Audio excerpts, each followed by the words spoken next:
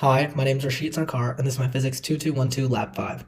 So the purpose of this lab was to visualize and apply Faraday's law by collecting data on a bar magnet falling through an aluminum tube. So the models are fundamental physical principles used as Faraday's law, which is EMF is equal to the negative derivative of flux over time, the Ohm's law, which is V is equal to IR, magnetic force on a loop, which is F is equal to IL cross B, Newton's second and third laws, as well as the Biot-Savart law, given by that following equation, and the magnetic flux on a dipole, given by that following equation.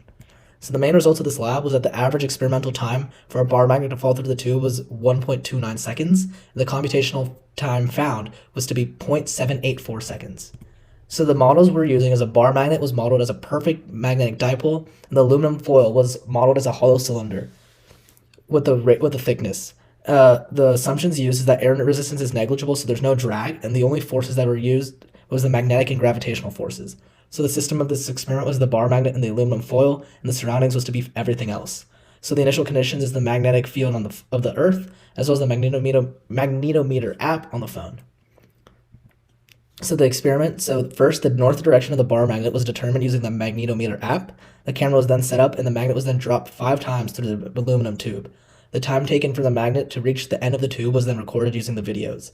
So observations and data, the length of the tube was 0.456 meters, the radius of the tube was 0.02 meters, and the inner radius was to be 0.015 meters. The magnet mass was 0.025 kilograms, and the magnetic dipole from lab 3 was 13.818 m squared. And so from the trials, as you can see, the average time was found to be 1.288 seconds as the magnet traveled through the bar. So some checkpoint questions is, why can't we use a ferrous tube, for example, a steel pipe? The ferrous tube contains elements that have magnetic properties like iron, so the induced magnetic field from the tube would interfere with the magnet as it fell through the tube, resulting in inaccurate results. So what happens to the magnet? How does this compare to the magnet falling in free space without a tube? So the magnet falls slower through the tube than in free space due to the magnetic force induced on the magnet. Now going on to the code, we first define our physical constants, as well as initialize our graph, and then we also initialized our parameters for the tube with the length and the width, as well as its radius, and then the numerical parameters for the simulation. Next, we also created the bar magnet by defining its mass, as well as its magnetic moment, which was taken from lab 3, and then we also created code to visualize the bar magnet. We then created code to take the magnetic field for the dipole, for the magnet as it moves, and it returns the magnetic field, as well, which was taken from the Biot-Savart law, and then we also made code to calculate the flux of the bar magnet as it goes through the tube using the previous formula. And then finally, we calculate our force gravity by taking mass times gravity, and then we calculate for the magnetic field on each ring in the tube to ultimately get our F net as the force magnetic plus the force gravitational, and then from there we can get our velocities and positions and then plot those to get our final graph. So then once we finally graphed out our simulation, we were left with this graph and as well as that upward simulation. And so then similarities between the simulation and in real life is that the magnetic fields point in the same direction in the model in real life, but some differences is that times for the experimental and computational methods were different, and that the magnetic dipole moment required to make the time equal was 14.615 am squared.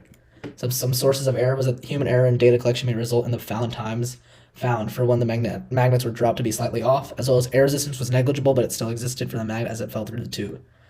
So some discussion questions is that the intensity of the colored ring indicates the magnitude of the current as it flows through the ring, red and blue current indicating opposite directions. So which color represents clockwise and which as counter? So red corresponds to counterclockwise and blue responds to clockwise current. This is due to Lenz's law because the induced current is in the change of the flux. And so what happens to the dynamics of the system when you flip the magnet around? Nothing would change in observations, only the current would change directions. How does the total time in the tube of the real world compare to the computational system? So the expected time was to be 1.288 seconds, and from the glow script time was to be 0.784 seconds, which is about 39.1% off from the experimental time. So in order to make the system more accurate, we can either increase the number of rings or change the dipole moment to the new solved value, as stated before. So what shape does the velocity versus time plot tell you about the forces acting? So the shape of the velocity versus time plot in the beginning shows how most of the force is gravitational since the velocity sharply increases. Then towards the flat portion, the magnetic force and gravitational force are balanced out until the end when the magnetic force ends and the velocity sharply changes again. So what if the resistivity of the conductor were changed as close as possible to 0? So due to Ohm's law, if the resistivity would change, the current in the tube would increase, creating greater magnetic force. that would oppose the gravitational force, causing the magnet to stay in place or move down even slower. And what if holes were cut into the tube?